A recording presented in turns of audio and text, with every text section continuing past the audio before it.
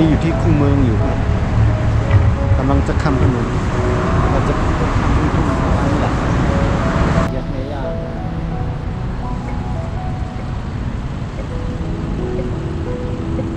เมย่า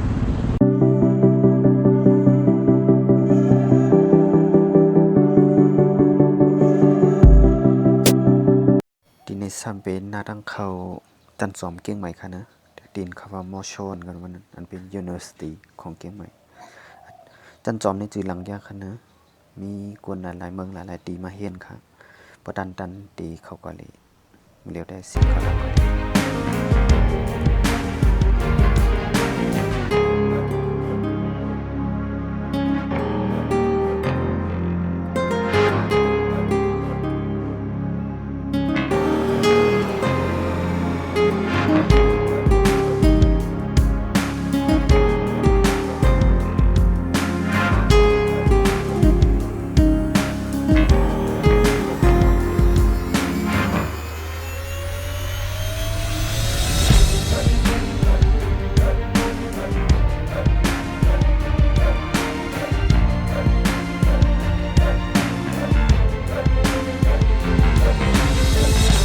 ที่ในแฮมเป็นสวนสัตว์เกี้ยงใหม่ค่ะนะสวนสัตว์ที่ในกว้างเด็กๆค่ะและมีสัตว์ตั้งนำทั้งหลายครับที่อันดีด้วยดีสนใจค่ะนะเพราะว่าตันในตีอ่อนผู้ติดตามเขาก็เรียวค่ะที่นี่ครับมือเรียวได้แล้วก็เด็ก10เข้าตั้งขึ้นเลยสุดเทียบกันมือเรียวก็มาถึงอนุสาวรีย์ไซค์ว่าซีพีไซค์ค่ะนะมันในก็เป็นวันขวาของเมืองไทยเลยเนี่ยคนมาหลุมมาไว้ตั้งนำทั้งหลายเด็กค่ะคนหนังด้วยกัน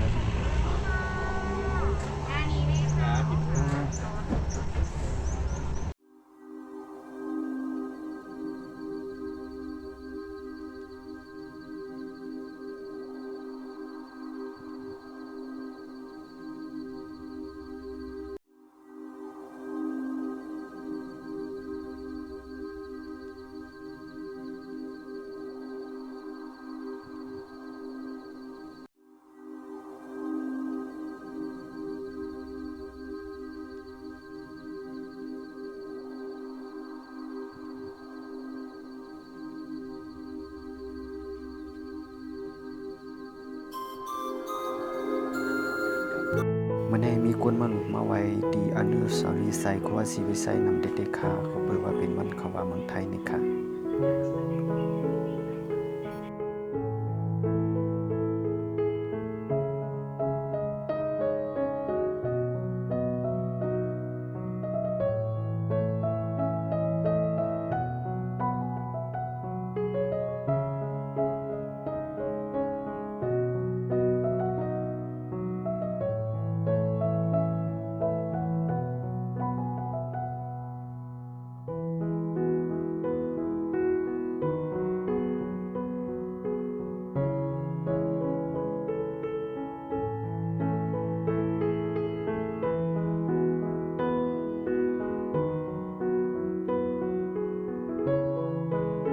ที่ไหนก็เป็นผาเงียบค่ะนะแต่ติดด้วยวิวค่ะแต่ติดชมวิวห้างนี้ได้ค่ะวิวดีในค่ะนะ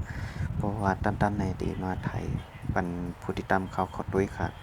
มือเดียวได้ก็ดีขึ้น10เขาตั้งขึ้นร้อยสุดเทียบทางกันค่ะ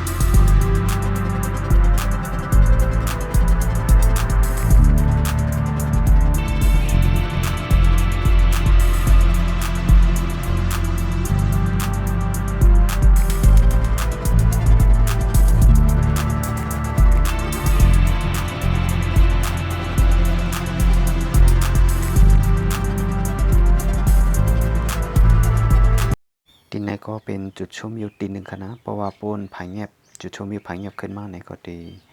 เป็นที่ในค่ะที่ในจุดชมวิวก็ห่างดีเหมือนกันค่ะนะห่างดีก็เปิดด้วยจอมันค่ะนะคะนี่เป็นจุดชมวิวค่ะนะอยู่ที่ในเซโดยกระดังเมืองเชียงใหม่ค่ะนะที่หันอยู่นั้นเป็นเมืองเชียงใหม่ค่ะนี่เป็นเชียงใหม่ค่ะนะนี่เป็นเวียงเชียงใหม่ห่างดีค่ะ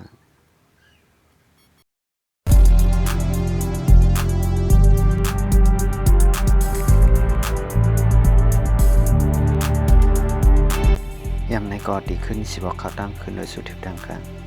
เพื่อได้เรียนไว้ก็พวกปนเฮาค่ะในเรียนขึ้นโดยสุดทิพย์ในคณะ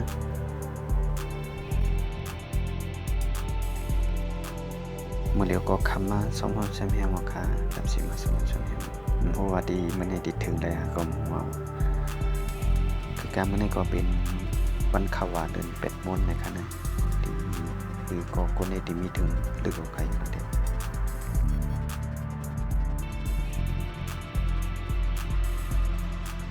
ที่ในก็เป็นจุดดีด้วยวิวทางที่หนึ่งค่ะนะทางที่เด็กค่ะที่ไหนค่ะได้ว่าเป็นที่สองค่ะย่อว่าปนดีผายเงียบขึ้นมากค่ะนะมาครับตั้งในก็เป็นตั้งขึ้นโดยสุดเทียบครับมาครับด้วยสมบูรณ์ครับดีในปีตั้งหังเด็กค่ะนะอยู่ที่ในเซเลด้วยกับเมืองเกียงใหม่ครับพวกใครหันหมดค่ะนะดีแลหันอยู่ในเป็นเมืองเกียงใหม่ค่ะมกุมันก็ซุ่มไว้เซ่หันนี้ดีค่ะ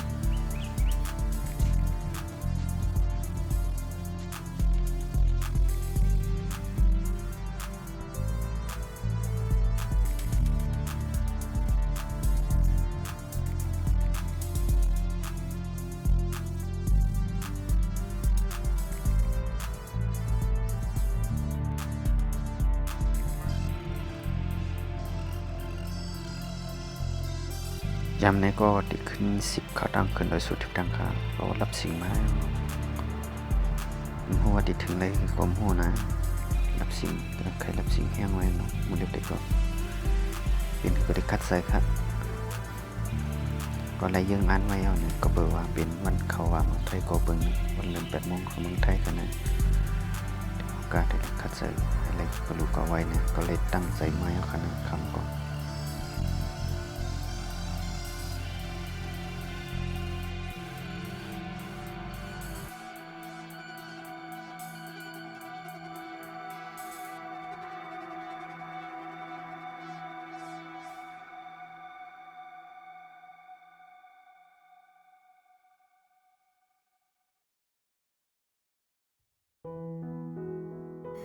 ถึงยาวคาเมื่อก็มาถึงตีอันเปิ้นไว้รถไว้ก้าเส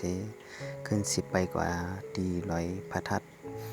อันเป็นกองมูลอยสุทิพย์กันนะที่เป็นพระทัดลอยสุทิพย์ครับมาถึงคำเป็นอินเขายังอ่านได้ใครมาถึงเจ้าอยู่ในก็เพื่อมาเวลาหลายตีเสออกคำเป็นอินค่ะไปก็ทางอีดอ่อนๆก็ถึงตีกองมูถึงตีพระทัดลอยสุทิพย์ค่ะที่นี่ก็เป็นตั้งไปขึ้นกว่าค่ะนะขึ้นไปขึ้นกว่าตีกวงมุพระทัดลอยสุทิพย์ค่ะ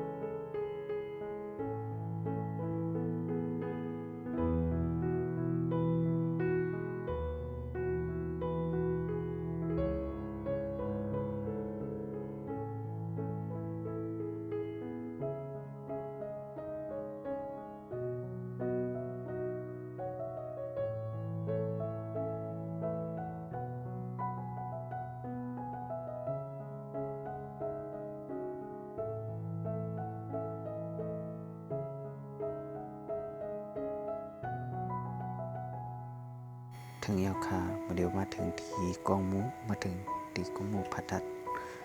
ในลอยสุทิพย์ยาวค่ะเมื่อในกอเปอร์เป็นวันขาวาเมืองไทยในมีคนมาดูมาตามมาดูมาไว้ตั้งหลายที่เขา ตีไรหันอยู่ในปีนเมืองเกียงใหม่ค่ะนะอยู่ตีนโดยสุทิพย์สุดตัวต้องก่อนค่ะ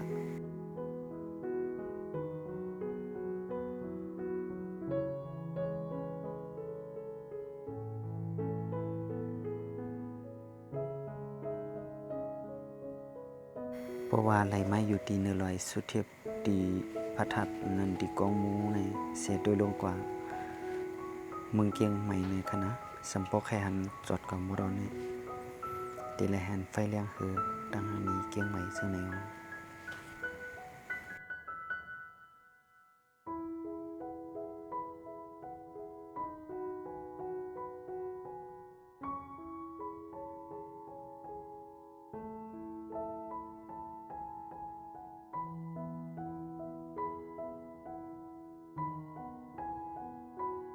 จำในก็ขึ้นสิบอกเขาตั้งลงมือเกียงใหม่ค่า